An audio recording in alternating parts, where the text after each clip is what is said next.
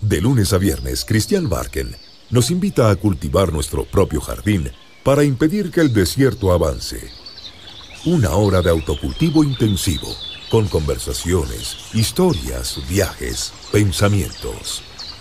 Un viaje a la palabra lleno de asombro para desenterrar los tesoros que nos esperan en nuestro propio jardín a la hora del regreso a casa. En Pauta 100.5 FM, aquí comienza Desde el Jardín. Una presentación de Vida Cámara, compañía de seguros colectivos de salud y vida. Cotiza en vidacámara.cl. Lo esencial de toda exploración será volver al propio jardín y ver las cosas por primera vez, decía el poeta T.S. Eliot. Saludo a todos los queridos y queridas radiovidentes que al oírme me están viendo. Estoy acá en la biblioteca, como ustedes saben que está a un costado de mi jardín. Por la ventana de la biblioteca, que tiene una pequeña puerta, veo el naranjo. Me asombro todos los días con mi jardín, esa es la verdad. Es importante, por lo menos una vez al día, tener un poco de actividad contemplativa y asombrarse ante la maravilla del universo. Mirando los detalles, puede ser un árbol, puede ser un pájaro, puede ser las nubes, puede ser el cielo. A veces el ver todos los días todas las cosas nos hace perder tal vez la conciencia del milagro que son cada una de esas cosas. Nosotros mismos en primer lugar, ¿no? Y nos podemos hacer la pregunta del filósofo Schelling, ¿por qué el ser y no la nada? Bueno, eso puede ocurrir simplemente por estar sentado en el jardín tomando mate, viendo los pájaros, viendo los árboles, regalándose unos minutos de contemplación. Hoy día es 24 de agosto y estamos cruzando agosto, eso nos pone muy contentos. Ustedes saben que mis compañeros habituales acá son los pájaros, se escuchan unas bandurrias precordilleranas, el chucao, mi pájaro sureño que me traje desde el sur, que anda dando vuelto por ahí en un pequeño sotobosque que tengo en el jardín, los zorzales y los libros, porque en el fondo yo siempre digo que la biblioteca es mi segundo jardín. Y hoy día vamos a rendirle un homenaje a uno de los científicos, pero también académicos, hombres de universidad, hombres de pasión por la universidad, más importantes del Chile del siglo XX. Quiero decir que tuve la suerte de conocerlo porque fui vecino suyo en Ismael Valdés Vergara, frente al Parque Forestal, donde me crucé varias veces con él. Nos fuimos caminando y recuerdo algunas conversaciones que tuvimos, muy interesantes. También tuve la suerte de entrevistarlo en el programa de televisión La Belleza de Pensar, que existía entonces. Y además quiero decir que yo fui alumno en la década del 80 y me tocó el periodo difícil, en medio de la dictadura militar, de lo que era estar en una universidad, y me imagino lo difícil que era para una persona como él ser rector de la universidad. Y a pesar de que uno lo miraba, ¿no es cierto?, desde su fanatismo juvenil, y siempre tendía a hacer caricatura, no nos calzaba mucho la caricatura que queríamos hacer o querían hacer algunos, el rector de la dictadura, el rector de no sé qué, no. Uno se encontraba con él y con una conversación se desarmaba rápidamente esa caricatura de Juan de Dios y nos dábamos cuenta que estábamos realmente ante un académico, un hombre que estuvo vinculado a la Universidad Católica desde muy temprano, tanto que él dice que su vida se fusiona con la Universidad Católica desde el año 1960. Él y la Universidad Católica son como inseparables, ¿eh? El alma mater, y él es también de alguna manera una parte del alma de esa universidad y de esa historia. Su trabajo como científico, su interés en estimular el desarrollo de las ciencias que él veía un poco disminuidas al interior de las universidades chilenas, su desempeño como rector, su preocupación por aquellos alumnos de escasos recursos para que accedieran a becas, su preocupación también por una visión no materialista del ser humano, una visión humanista, diría yo, del ser humano, creo que marcan la trayectoria de Juan de Dios Vial y quiero hoy día desde el jardín de verdad hacerle un homenaje. Creo que a veces en Chile se nos mueren personas que son fundamentales, pero con la sencillez que tenía él, digamos, él andaba haciendo aspavientos de eso, su sobriedad, diría yo, maravillosa, esa sobriedad que se ha perdido un poco en Chile, ¿eh? No sé si estaré muy nostálgico, pero una sobriedad, una austeridad, también un sentido del humor. Era un hombre muy inquieto, muy interesado en muchas cosas. Hablamos de política, de cultura, de literatura, hablamos de muchas cosas con Juan de Dios Vial.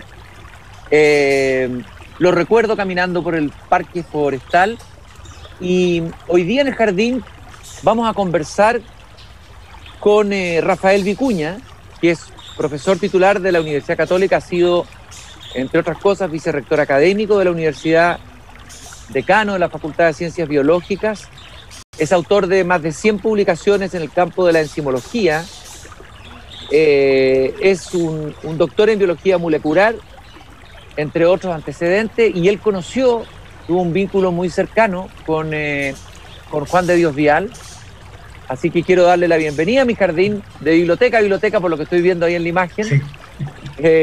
Rafael, muy bienvenido al jardín, qué gusto de tenerte acá. Encantado, Cristian, muchas gracias por la invitación y espero ser un digno invitado para este tema. No me cabe duda que lo vas a hacer, Rafael, de todas maneras. Primero que nada, quisiera preguntarte un poco, ¿qué lugar crees tú que ocupa Juan de Dios Vial en la historia de la Universidad Católica, que es una de las instituciones más importantes, yo diría, de la República, del país, de la historia del país? Las grandes universidades, la Chile, la Católica, son como dos pilares, dos fundamentos, dos bases muy fundamentales de nuestra historia cultural, de nuestra historia política, social, etc. ¿Y qué lugar ocupa Juan de Dios Vial en esa historia? Así es, Cristian. Bueno, podrían decirse muchas cosas acerca del rol de Juan de Dios don Juan de Dios en el desarrollo de la universidad. Si yo tuviera que escoger lo que más lo caracterizó a él en cuanto a su aporte a la universidad, la influencia que él tuvo fue haber convertido a la Universidad Católica voy a usar una expresión que él mismo acuñó, en una universidad compleja. Él fue el que empezó a hablar de universidades complejas y después todos lo copiaron, para significar universidades donde no solamente se hacía una docencia en la sala de clases, sino que también se hacía investigación, se hacía todo tipo de actividades de conexión con el medio ambiente, me refiero al ambiente externo, al ambiente empresarial, el servicio social, etcétera. Es una universidad muy, muy completa y que él llamó compleja. Lo que él hizo, por ejemplo, para el desarrollo de la investigación. Yo tengo ya algunos años, entonces me tocó, cuando entré a la universidad, entrar a una universidad donde la investigación científica existía, pero era algo excepcional. La mayoría de los profesores hacían clases y formaban, la historia lo muestra, buenos profesionales, ¿no? Pero durante la rectoría de don Juan de Dios, la actividad científica se hizo algo absolutamente necesario, obligatorio, diría yo, de modo que hacia el final de su rectoría, todos los profesores que eran contratados en la universidad ya tienen que haber tenido un récord de investigación, tener posgrados, etcétera, ¿no? Entonces, la fotografía de la universidad al comienzo de su rectorado y la fotografía al final son diametralmente distintas. Él mismo cuenta, Rafael, se refiere a la antigua Casa Central, donde estaba el corazón de la Universidad Católica.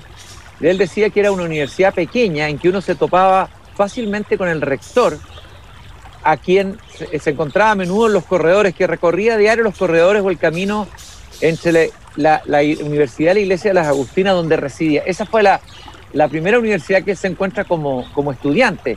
De esa pequeña universidad a esta gran universidad hay una tremenda historia, y claro, lo que tú dices, él cumple ahí un papel muy, muy, muy importante. Se ha hablado de la pasión por la universidad. En eso me recuerda la figura de Jorge Millas, el filósofo chileno que escribió Idea de la Universidad, donde describe cuál es la esencia de la universidad. Bueno, yo creo que eso lo pensó también Juan de Dios, y él recibió un premio, el premio Jorge Millas de la Universidad Austral de Chile el año 2010, y en el discurso de esa recepción dijo lo siguiente Jorge Millas, y me parece que estas palabras pueden aplicarse perfectamente a él mismo. Hizo suya la misión de vivir con la mayor fidelidad a la lealtad del hombre consigo mismo. Jorge Millas afrontó como intelectual a la sociedad de masas, especialmente en la que puede transformarse el más agudo de los peligros, el convertir en banal aquello que requiere la máxima consideración o conciencia y vigilancia. El hombre mismo, dice Jorge Milla. Yo creo que algo de esa afirmación se aplica a la figura de Juan de Dios, Rafael. Bueno, a Juan de Dios tú lo dijiste al comienzo, en un perfil que diste de él, era un hombre de ciencia, pero era un humanista, ¿no? Él tenía una visión muy, muy completa del ser humano. Y respecto a la pasión por la universidad, yo creo que ella se sustentaba en dos pilares, ¿no? Una, la pasión por el conocimiento que él tenía. Él le asignaba mucho valor al conocimiento en sí. Y yo no quiero parecer nostálgico, pero me temo que la universidad contemporánea está cada vez más volcada a lo que se llama la investigación aplicada, al uso del conocimiento, algo que es muy legítimo y necesario, pero no perdamos de vista la importancia del conocimiento en sí.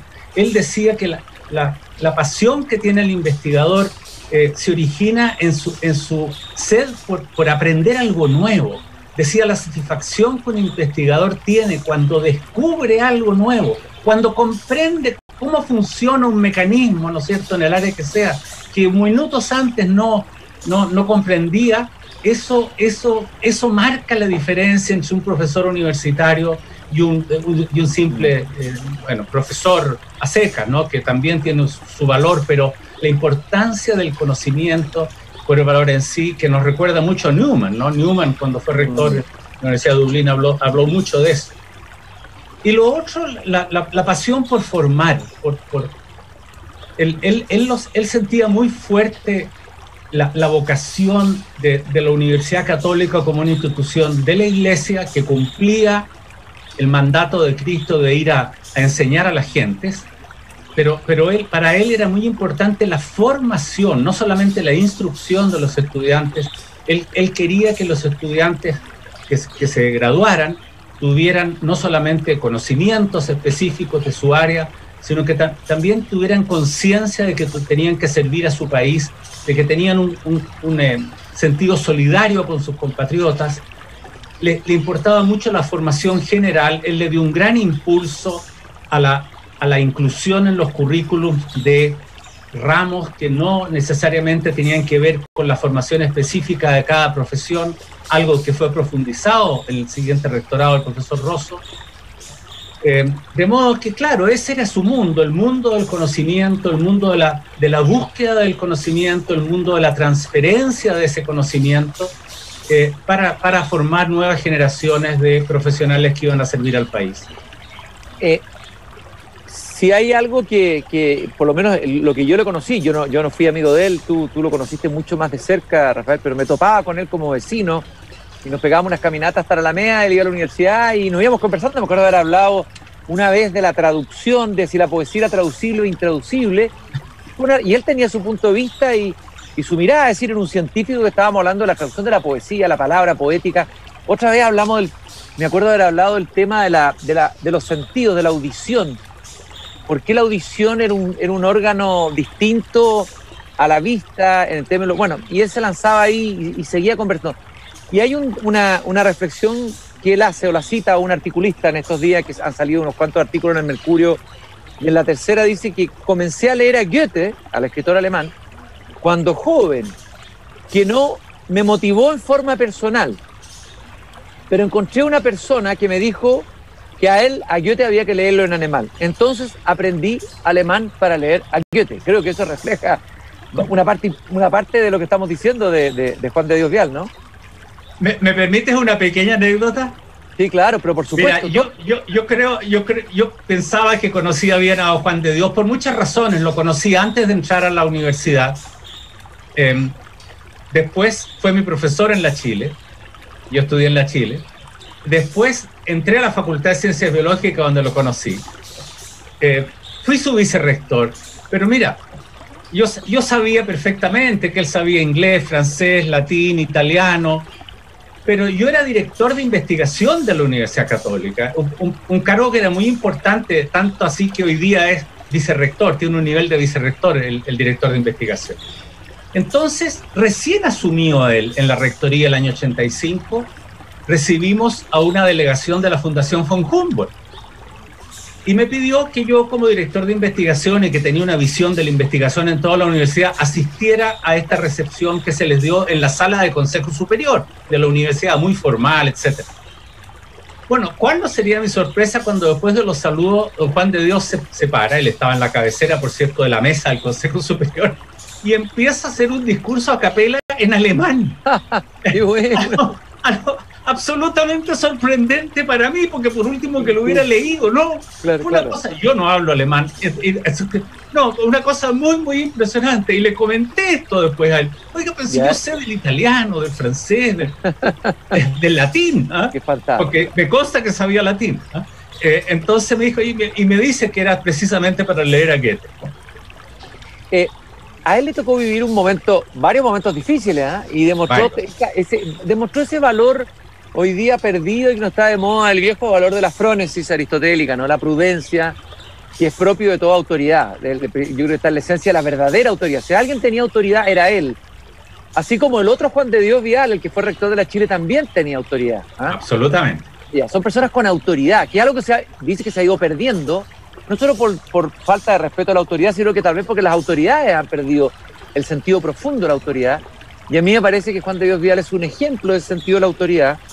Bueno, pero a él le toca vivir, ya dijimos el periodo del gobierno militar, que fue un periodo complejo, las relaciones iglesia-estado, cuál es el papel de la universidad, etcétera, los límites, y creo que lo hizo muy bien hacia la transición a la democracia. Creo que manejó muy bien el barco en esas aguas difíciles, pero también le toca vivir la reforma, que no olvidemos que fue un proceso agitado, polarizado. El mismo Jorge Milla, al que hablábamos recién, da testimonio de cómo era la polarización y cómo la universidad se había sobrepolitizado a un punto que estaba en peligro su existencia. Y ahí es interesante que él él intentó, digamos, que no se sobreideologizara esa discusión y de que la discusión de la reforma en la que participó tuviera que ver con problemas realmente académicos, universitarios, y no estuviera contaminada excesivamente de esta polarización ideológica. Tanto es así, y lo hizo también, que el que fuera presidente de la FEUC de la época,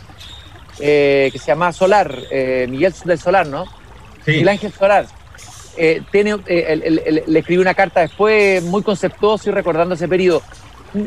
A ver, esa capacidad de él de mantener la serenidad en aguas a veces difíciles, donde hay polarización, donde hay disputas ideológicas, donde hay peleas, etcétera, etcétera, etcétera, que suele ocurrir en las universidades. Lo estamos viviendo ahora por lo demás. Yo pienso, Cristian, que lo que ayudó a que él pudiera jugar ese rol y con tanta propiedad eran dos cosas. En primer lugar, su tremenda capacidad, ¿no?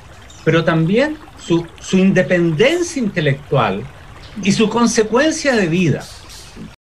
Cuando había que opinar sobre un tema candente, sea digamos de ámbito universitario o de ámbito nacional, tú podías estar seguro de que cuando Juan de Dios hablaba como rector o como profesor, quizás en los tiempos de la Reforma, época que yo viví cuando era estudiante de la Chile, digamos, así que no me tocó estar cerca de él en esa época, pero sí pude notar en numerosas ocasiones después que cada vez que don Juan de Dios hablaba y emitía opiniones sobre cualquier asunto, era la opinión de él. Eran conceptos que él había madurado, meditado, y que no estaba repitiendo lo que le dijo una persona momentos antes. Entonces, yo pienso que eso generaba un respeto tremendo en cuanto a su consecuencia y a su honestidad intelectual. Y eso sin duda tiene que haber colaborado a que el jugar, digamos, tuviera ese sitial de respeto en la universidad. Bueno, a él le tocan, hay varios hitos en su rectoría, apenas asumido, me parece que llega en la visita de Juan Pablo II, que fue un momento bien significativo, el hecho de que Juan Pablo II haya ido a la universidad, haya entrado a la universidad en un momento en que había agitación, había expectación en el país, y donde incluso el mismo contaba el rector Vial de que varios alumnos le habían dicho que iban a hacer una trifulca o una manifestación mezclando el tema del crédito universitario con la visita del Papa, y él les habría dicho, ¿cómo se le ocurre mezclar estas dos cosas? ¿Qué tiene que ver el Papa con el crédito universitario? Colocando la dimensión de los dos hechos, ¿no? Sí. Revela qué capacidad, de nuevo, el pedagogo con autoridad, ¿no? Que es capaz eso me pareció muy interesante como historia. Sí, absolutamente. Te quiero decir que a mí me tocó vivir muy de cerca con él la visita del Papa a la universidad. Te quiero recordar que era época del gobierno militar todavía, de modo que, dado que el encuentro en la Católica iba a ser con el mundo de la cultura o lo que la Iglesia llamaba los constructores de la sociedad, habían muchísimas presiones para el rector de distintos organismos y de personas para tener un cupo ese día para la visita del Papa, que era algo absolutamente excepcional que un Papa fuera al patio de la universidad. Bueno, y yo un día estaba en mi casa y me llamó por teléfono y me dijo: Rafael, yo estoy abrumado con la organización de la visita del Papa a la universidad, principalmente por la cantidad de llamados y de presiones que tengo, y te quiero nombrar a ti mi alter ego en la organización de esa reunión. Así que a todas las reuniones que él tenía que asistir con la comisión organizadora en Erasmo Escala, en el arzobispado, etcétera, definir los invitados, definir quiénes iban a ser los que iban a hablar. Bueno, yo lo representé a él. Bueno, por suerte salió todo muy bien. Fue muy lindo día ese, cuando se creó incluso el fondo de becas de los alumnos. El Papa se permitió hacer algunas bromas en español. Y recuerdo muy bien que estábamos todos muy contentos, y yo ya de vuelta en mi casa en la tarde, él me telefoneó, don Juan de Dios me telefoneó para agradecerme la ayuda en la organización de esa reunión. Algo muy extraordinario, ¿no? Que el Papa vaya a una universidad. Sí. Rafael, no hemos hablado de algo importante, dimensionó su vida, Juan de Dios Vial como científico, su pasión por la ciencia, su visión de la ciencia, y me gustaría que contaras algunos elementos que te parezcan a ti significativos de esa dimensión de la vida de Juan de Dios Vial. Bueno, en primer lugar, de nuevo, él como rector pudo hacer mucho más de lo que había hecho como profesor para instalar la ciencia en la universidad como una actividad necesaria y obligatoria de todo el cuerpo académico, ¿no? Él dijo varias veces que la ciencia era el alma de la universidad, y yo creo que cuando él decía la ciencia se estaba refiriendo a las ciencias en generales y no solamente a las ciencias naturales. Pero él creía firmemente en esta actividad de búsqueda de nuevo conocimiento por el compromiso que tenía con el conocimiento. Bueno, e hizo mucho por su desarrollo. Tenemos que recordar que en los años 60 habían muy pocos investigadores en la universidad. Y bueno, cuando él se recibe de médico, va a Estados Unidos y vuelve a incorporarse a la Universidad Católica, y después de haberse especializado en microscopía electrónica y en un área que hoy día llamamos biología celular, porque el otro día tuvimos reunión de la Academia de Ciencias, un investigador, José Luis Arias, dijo: Juan de Dios acuñó la expresión biología celular, antes de él no existía. O sea, estudiar la célula, ¿no? Vía microscopía electrónica. Y volviendo a Estados Unidos, él montó el primer laboratorio activo de microscopía electrónica en Chile. No fue el primer microscopio electrónico, pero sí fue el primero que funcionó. Y en el laboratorio de microscopía electrónica de la Católica se formaron muchos investigadores, ¿no? Y bueno, y es una actividad totalmente consolidada hoy día. No, el compromiso de él con la ciencia era absoluto, y era un cultor de la ciencia. Tiene muy buenas publicaciones. Y después, claro, las responsabilidades lo llevaron en cargos administrativos que él sirvió con mucha adhesión a la universidad y a la iglesia, y era inevitable que eso lo alejara de la práctica de la ciencia. ¿Por qué crees tú que la ciencia no ha arraigado suficientemente en esta tierra, digamos? ¿Hay algo cultural? Porque no existía la tradición. Mira, cuando se formaron las universidades privadas con el cambio de la ley en Chile el año 81, en las universidades más tradicionales se criticaba mucho a estas universidades nuevas que nacían sin investigación. Bueno, y yo les decía: oye, pero si hace muy poco tiempo las universidades que hoy día están comenzando a ser complejas, ¿no? como son la Chile, la Católica, la Austral, la de Concepción, etcétera, bueno, esas universidades hasta hace muy poco no tenían investigación. Cristian, cuando yo entré a la Facultad de Ciencias Biológicas en la Católica en los 70, estaba el doctor Luco, el doctor Roxato, el doctor Vargas, Juan de Dios Vial y muy poquitos más de un plantel de 120 profesores. Y los demás profesores eran profesores muy dedicados a su actividad, con mucha identificación con la universidad, etcétera, pero no existía la costumbre, esto de ser un profesor guión investigador. Hoy día es impensable que en una universidad chilena te contraten un académico full time que no tenga doctorado. ¿Ah? Eso te lo habría aplicado, es impensable en las ciencias naturales hace un tiempo, pero hoy por hoy, te digo, en todas las áreas se ha profesionalizado la actividad de la ciencia. Antes no existía esa costumbre nomás. Entonces lo notable es que en la rectoría del rector Suet comenzó a darse un impulso fuerte a la investigación. Él creó un fondo exclusivamente para investigar de recursos propios.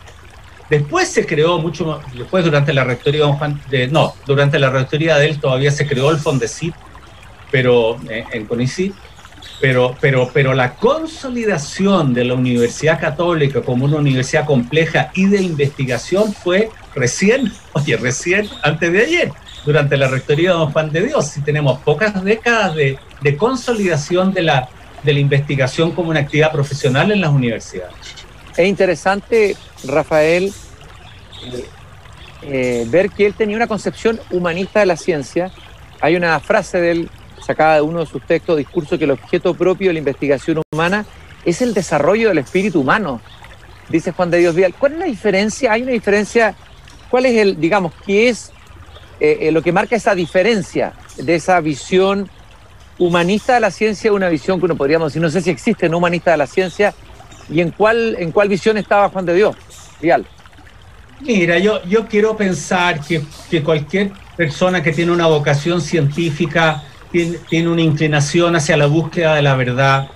Es cierto que muchas veces se hace investigación que tiene una connotación más aplicada y que es muy valiosa, pero yo creo que en el espíritu del científico siempre está el buscar la verdad, el conocer mejor la realidad, y eso por supuesto nos hace más humanos y alimenta el espíritu. O sea, todos sabemos que las remuneraciones de los investigadores no son muy altas, ¿no es cierto? Entonces, ¿por qué estamos en la ciencia? Por el placer, por la satisfacción que implica el conocer, el aprender, el contribuir al patrimonio cultural de la humanidad. Yo creo que todos los científicos reconocemos el aporte cultural de la ciencia. Debo decir que quizás unos más, otros menos. Hay algunos científicos, y lo digo con el mayor respeto, ¿no es cierto?, que piensan que la ciencia les satisface todas las inquietudes de orden intelectual. Otros científicos aprecian que la ciencia, por poderosa que sea, tiene sus limitaciones en cuanto nos da acceso a un mundo que es medible, ¿no es cierto? Y bueno, y el método científico es una máquina de producir conocimiento extraordinario, pero hay quienes pensamos, ahí me inscribo yo, de que por poderoso que sea ese método, no te da acceso a toda la realidad. Entonces, yo creo que hay ahí una actitud de reconocer que hay amplios aspectos de la realidad que no son asequibles al método científico, y eso es enriquecedor del espíritu también. Estoy conversando con Rafael Vicuña, profesor titular de la Universidad Católica. Él ha sido vicerrector académico, decano de la Facultad de Ciencias Biológicas. Es un destacado científico, autor de más de 100 publicaciones en el campo de la enzimología. Estamos conversando, rindiendo un homenaje desde el jardín al ex rector de la Universidad Católica, Juan de Dios Vial. Y a propósito de la ciencia, otra frase de Juan de Dios Vial: la ciencia no es un cuerpo de verdades adquiridas, sino una actividad del espíritu, dijo Juan de Dios Vial. Recordarles que el auspiciador del jardín es Vida Cámara, compañía de seguros colectivos de salud y vida de la Cámara Chilena de Construcción, digitales, simples y sostenibles. Conoce todos los seguros disponibles en vidacámara.cl. Y además, quiero compartir con ustedes que una potencia, dos visiones y una lección capaz de impactar a los casi 200 países del mundo. Pauta Bloomberg presenta Camino a la Casa Blanca, un podcast semanal donde se abordarán en profundidad las elecciones estadounidenses. Episodio de estreno 31 de agosto. Escúchalo a través de Radio Pauta, pauta.cl y bloomberg.com. Rafael, vamos a una breve pausa en el jardín y sigamos conversando sobre Juan de Dios Vial y nos vamos a meter en el tema que yo sé que te interesa y que a mí me interesa mucho, de ciencia y religión, Si tú me lo permites, Rafael. Encantado.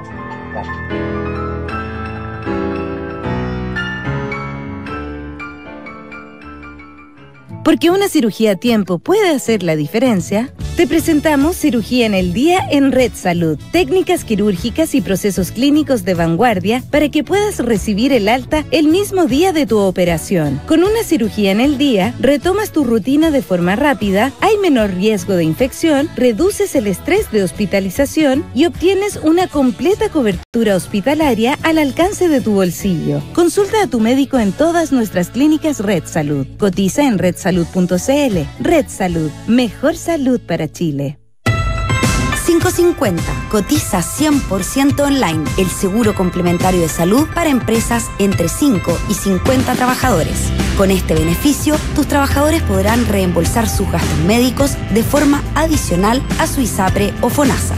Cotiza e infórmate en www.vidacámara.cl. 550. Un producto de Vida Cámara, compañía de seguros colectivos de salud y vida de la Cámara Chilena de la Construcción. Esto es El Minuto Pauta Bloomberg con Gabriela Villalobos. La clave en una crisis es saber adaptarse, y Disney lo sabe.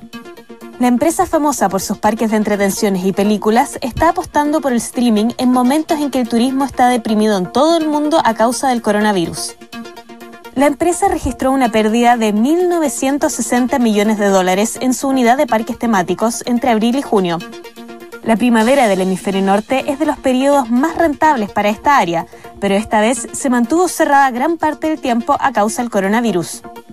Los parques han comenzado a reabrir, pero con un bajo nivel de asistencia, lo cual ha llevado a Disney a apostar por la actividad que ha crecido durante la pandemia, el consumo de películas y series a través del streaming.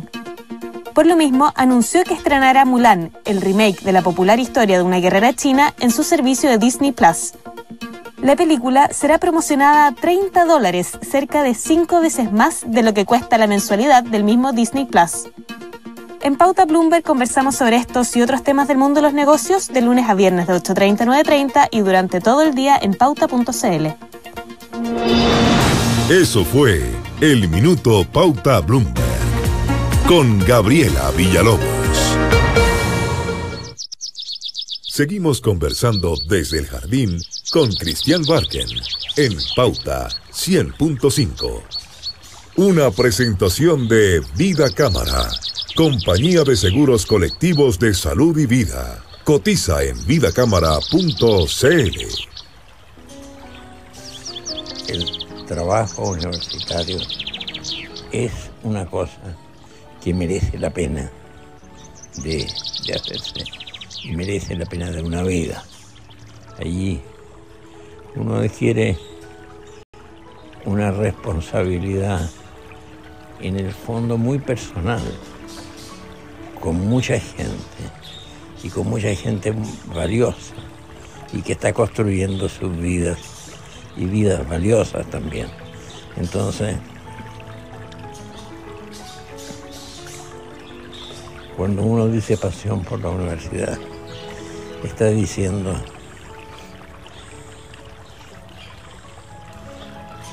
una de las mejores pasiones que podría tener. Ese es Juan de Dios Vial, ex rector de la Universidad Católica. Escuchamos con mucha emoción su voz. Él acaba de fallecer, le estamos rindiendo un sentido homenaje. Yo tuve la suerte, contaba, de ser vecino ahí en el parque forestal de él y haber tenido el lujo, el privilegio de haber podido caminar unas cuadras hacia la Alameda.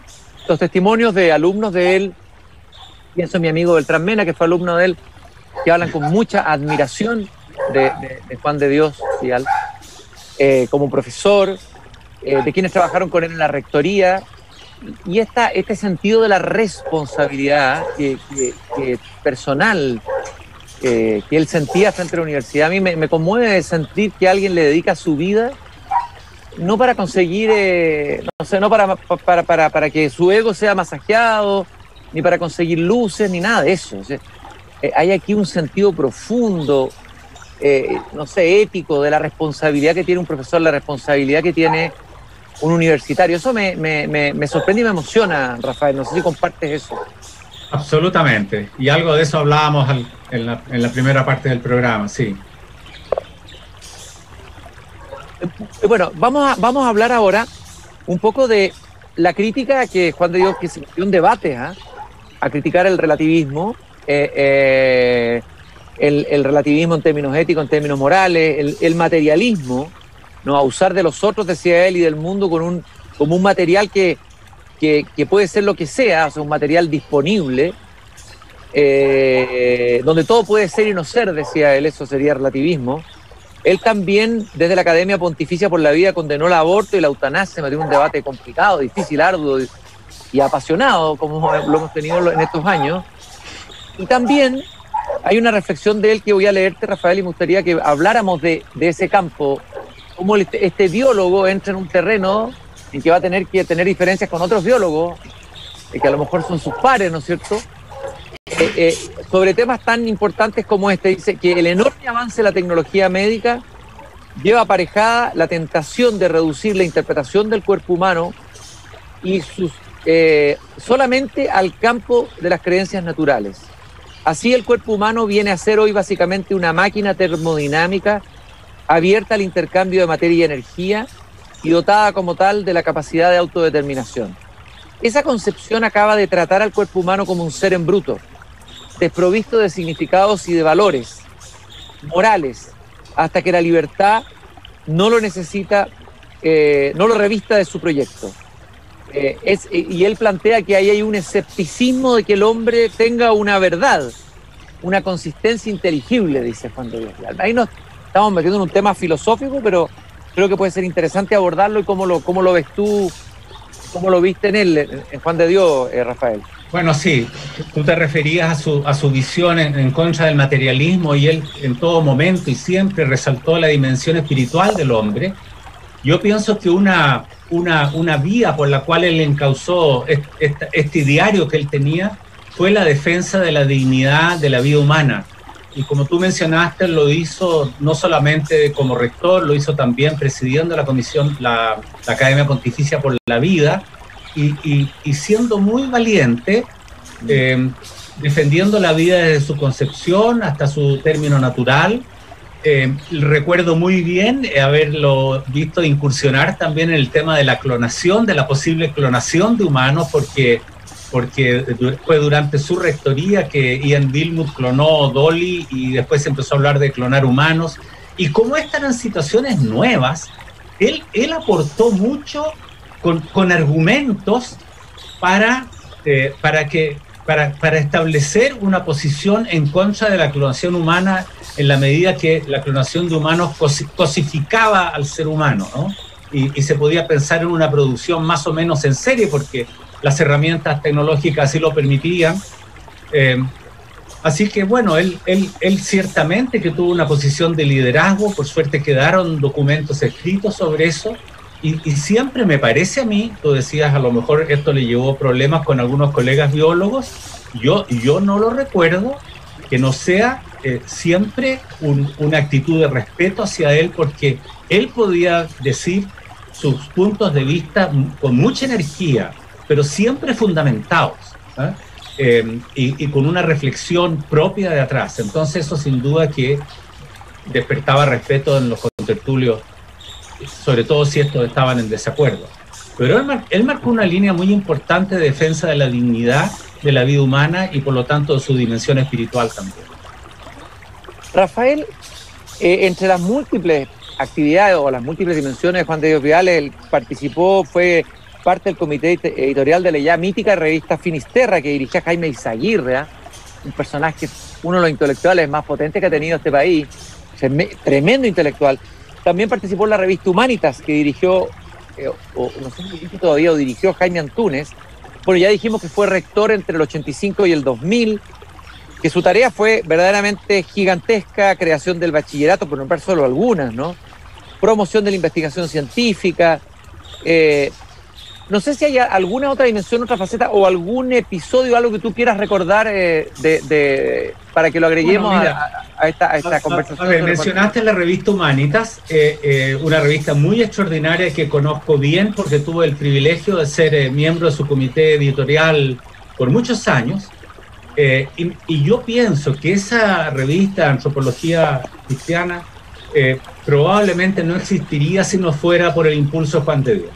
Y yo creo que es una revista no es que yo crea, estoy seguro. No, es de calidad excepcional, es excepcional. Internacional, y me consta por mis vínculos con el Vaticano de que es extraordinariamente apreciada allá en los ámbitos de la jerarquía.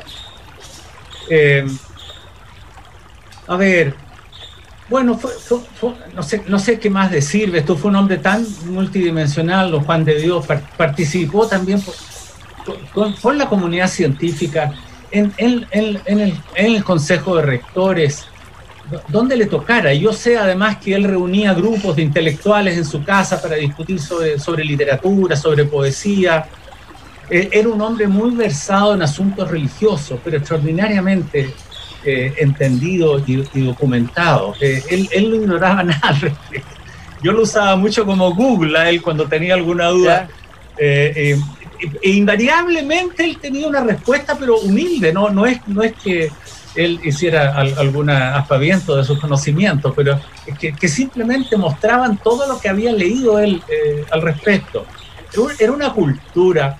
Mira, a propósito de anécdotas, yo también pertenecí muchos años al comité editorial de la universidad, donde decidimos qué libros se publican.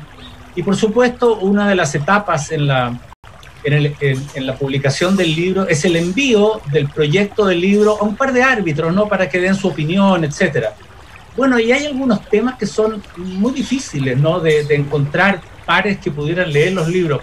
Pero más de una vez, estando yo en ese comité editorial por muchos años, uno de los integrantes del comité editorial dijo: miren, yo no sé qué opinan ustedes, pero don Juan de Dios podría ver este libro como árbitro. Me acuerdo patente uno que el profesor Fernando Pérez, mi querido amigo Fernando Pérez, que está dirigiendo el museo hoy día, el Museo de Bellas Artes, era un libro sobre diseño urbano. Y dijo: bueno, no sé lo que ustedes van a decir, pero el mejor árbitro para este libro puede ser don Juan de Dios Vial. Era una persona muy extraordinaria, pero como era tan sencillo y de bajo perfil, decíamos hoy día, tan ajeno a la figuración pública, etcétera, bueno, había que estar cerca de él para apreciar esa tremenda cualidad, ¿no? Hemos rendido un homenaje más que merecido a este extraordinario académico, profesor, maestro, en el sentido más pleno de la palabra maestro, ex rector de la Universidad Católica, Juan de Dios Vial. Y quiero, como te había dicho antes de la pausa, Rafael, preguntarte sobre un tema que yo creo que también debe haberle interesado por esta curiosidad absoluta que tenía Juan de Dios Vial por distintos temas, particularmente ¿no? Yo creo que estaría feliz de escuchar esta conversación, ¿eh? Él me comentó varias veces programas míos de La Belleza Pensar. Me los comentaba, se acordaba lo que decía el filósofo, el otro, a veces hasta me pillaba y yo me había hasta olvidado lo que me había dicho él, pero daba observaciones muy certeras y muy agudas. Yo te escuché una charla muy bonita sobre ciencia y religión que tú diste, y me impresionó el enfoque que tú le diste, porque sobre la relación ciencia y religión hay tanta confusión, enredo, superstición de todo, ¿no? Malas lecturas bíblicas o visiones cientificistas de repente un poquito reductivas y ramplonas. Me gustaría que conversáramos y que nos dijeras si es que la ciencia y religión tienen relación o no. Uno pensaría hoy día, después de todo lo que ha pasado, que ciencia y religión son dos pilares del conocimiento que no tienen relación. ¿Cuál es el fondo de esta discusión o cuál es la perspectiva que tú le das a este tema, Rafael? Bueno, mira, una de las cosas que me inquietó desde un comienzo a mí, y por cierto yo estoy como científico buscando la verdad, pero soy religioso también, así que me gusta comprender el significado de las cosas. Uno de los primeros asuntos que aprendí yo es que era importante para evitar este tipo de confusiones que mencionabas tú cuando se habla de ciencia y religión, es cuál es el ámbito de cada una, ¿no? a qué cuerpo de conocimientos tengo yo a través de la ciencia y qué es lo que puedo aprender a través de la religión y en particular a través de la revelación, ¿no es cierto? Y cómo conversan esas dos realidades. Esa fue mi gran inquietud. Entonces, ante tu pregunta de qué relación hay entre las dos, hay distintas posturas. Hay una postura muy respetable que dice una postura de independencia, ¿no? Porque la religión se preocupa de lo espiritual y de lo sobrenatural, mientras que la ciencia de lo material y de la naturaleza, ¿eh? Con su propio método, etcétera. Entonces, no debiera haber ninguna interferencia entre ellas. Quiero decir, por ejemplo, que la postura oficial de la Academia de Ciencias de Estados Unidos, explícita, es esa.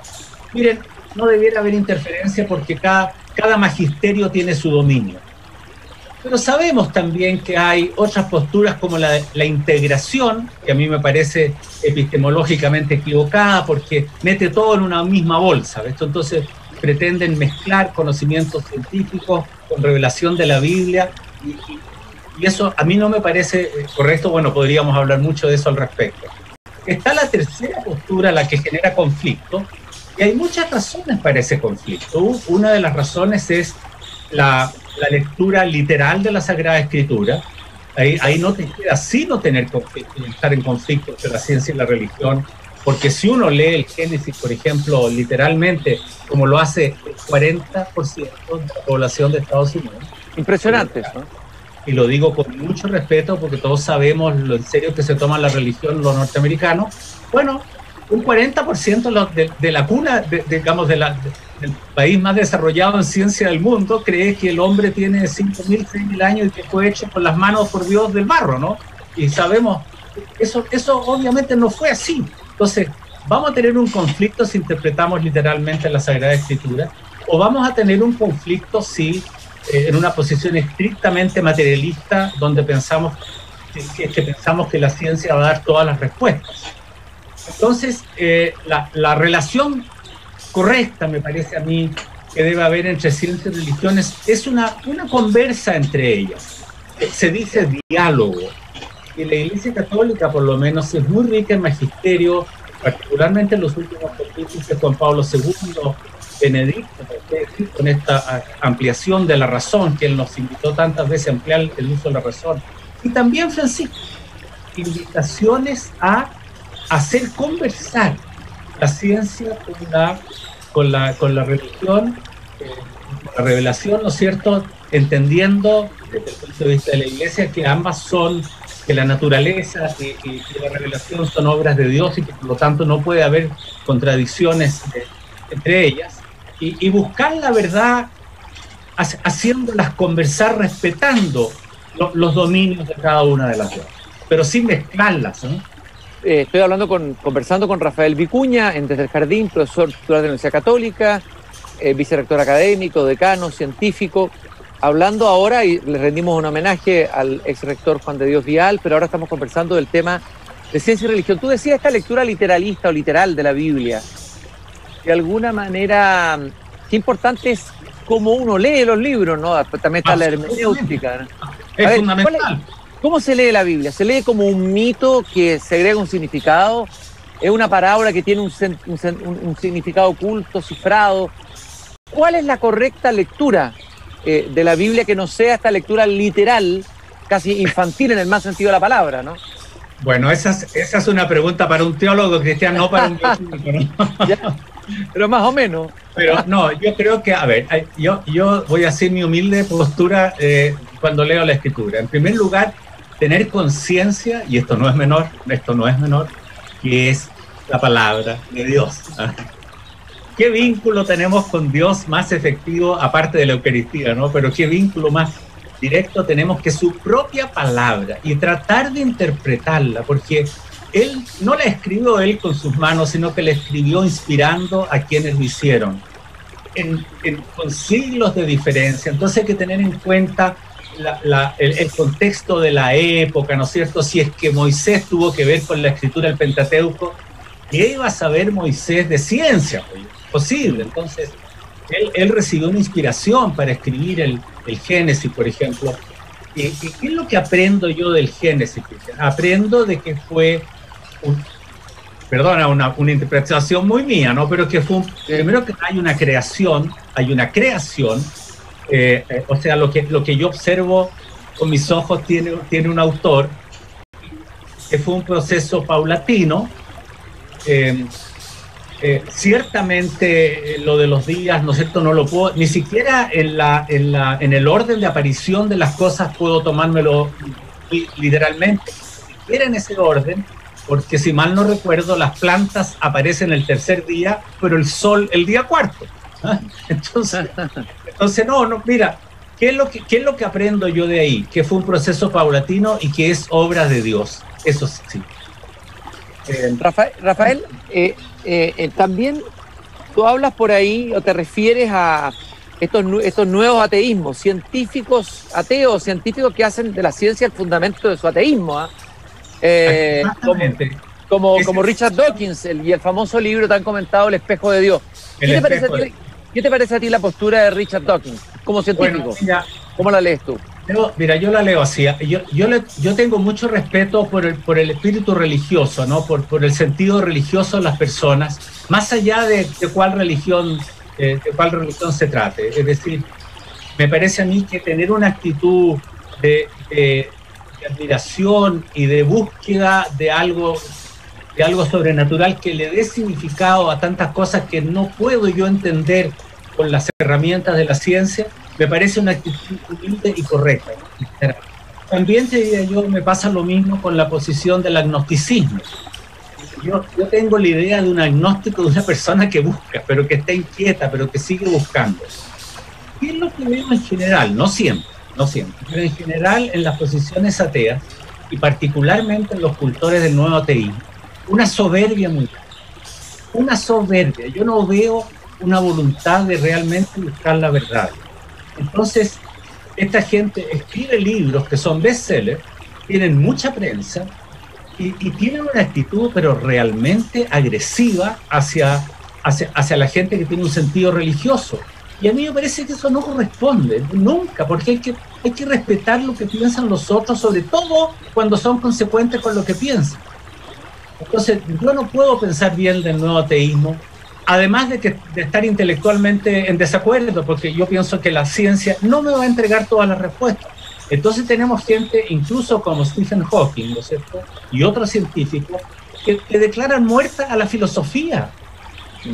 Yo no puedo estar de acuerdo con eso, porque me doy cuenta que la filosofía tiene un espacio gigantesco en la búsqueda de la verdad, con sus propios métodos, con sus propios instrumentos.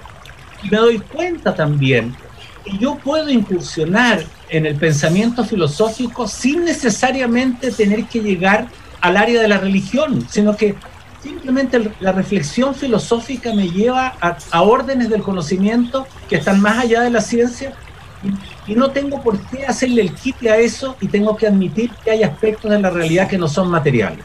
Entonces, cuando hay gente que me dice, mire señor, todo lo que hay es material, y eso es lo que yo quiero mostrar, y se da en biología, se da en física, etcétera, me parece una actitud soberbia. Rafael, pero ¿cuál es finalmente el fundamento de este nuevo ateísmo? ¿Cuál es la argumentación de fondo? Por ejemplo, de un Dawkins, ¿cuál sería la argumentación de fondo? El argumento central. Yo diría que la ciencia lo explica todo. ¿Ya? Que yo voy a llegar a un conocimiento cabal de la realidad simplemente con el método científico. Y, a ver, por ejemplo, y cuando tú vas e incursionas en aspectos que son cercanos a la filosofía, por ejemplo, la apariencia de diseño que hay en la naturaleza, ¿ah? Entonces le preguntan a Dawkins, bueno, ¿qué opina? No, el diseño se explica totalmente con Darwin.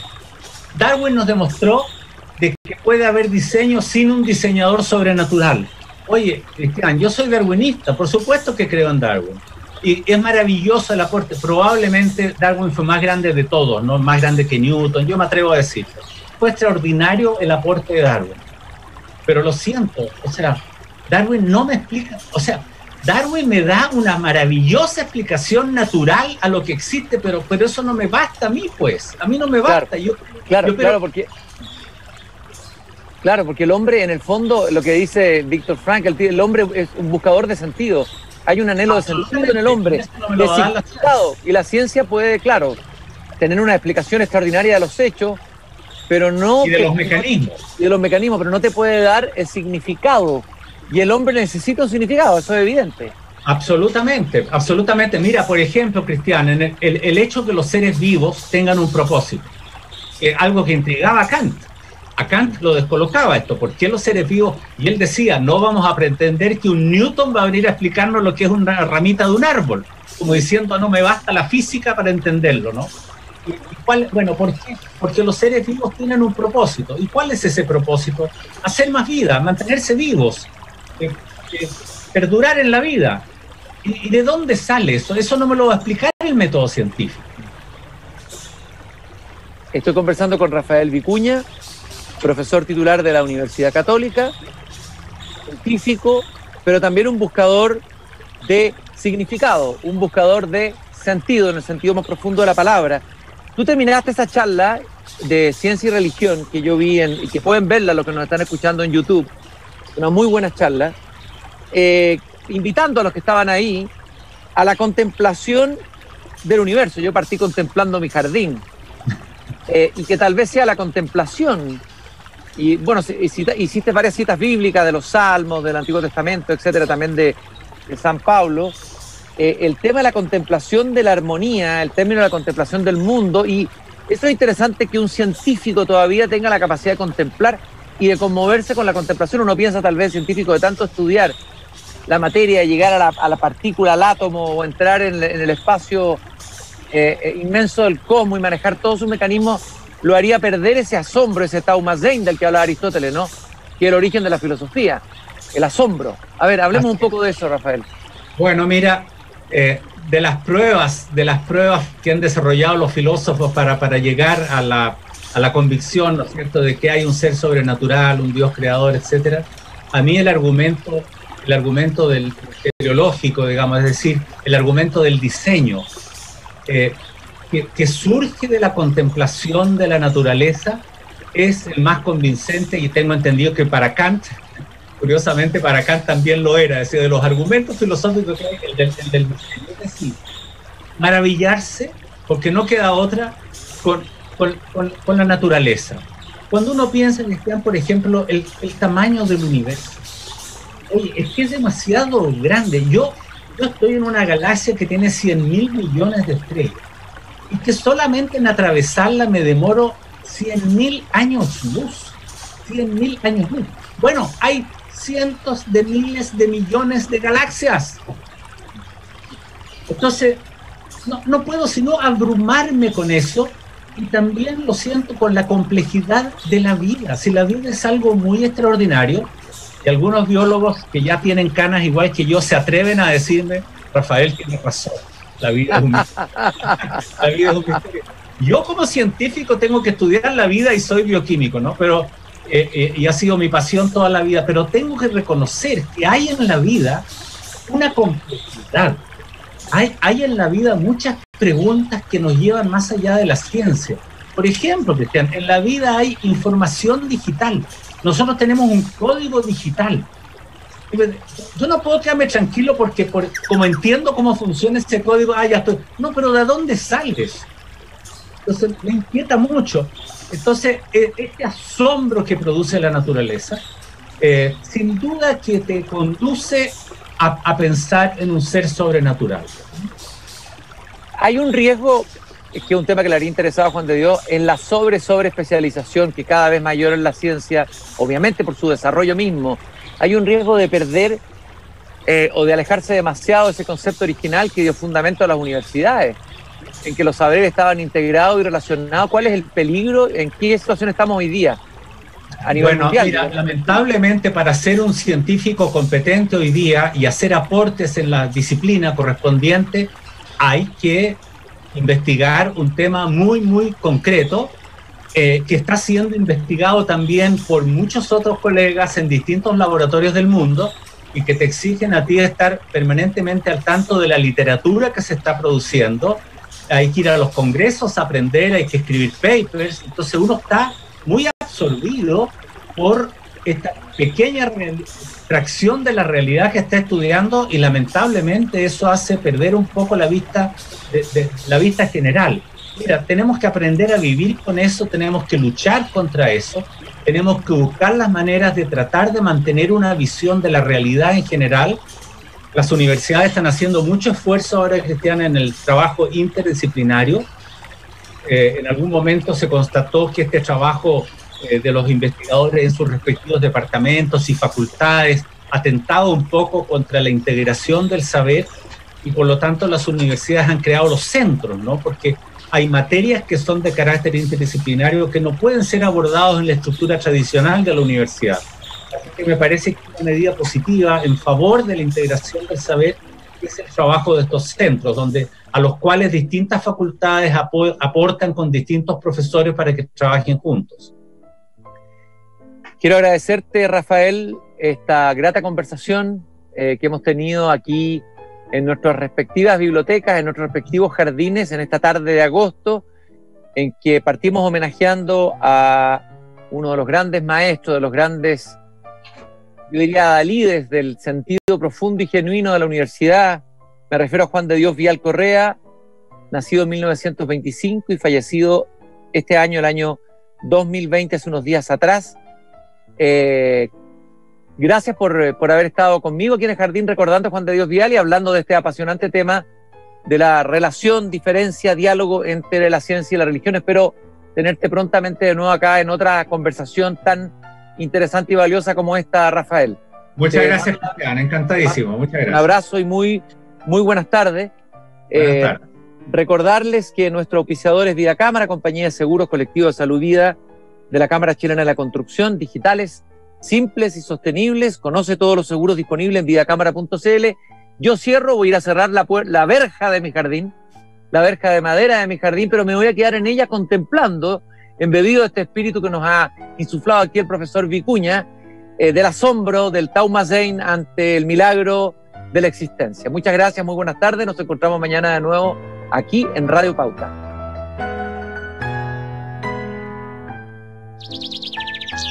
Es hora de entrar y cerrar la puerta por hoy. Mañana, Christian Barken nos invita a volver a salir al aire libre para cultivar las ideas y las palabras desde el jardín. En Pauta 100.5.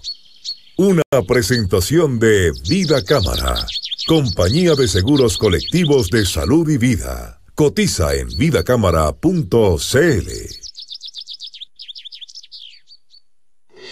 Escuchas Pauta 100.5 FM en San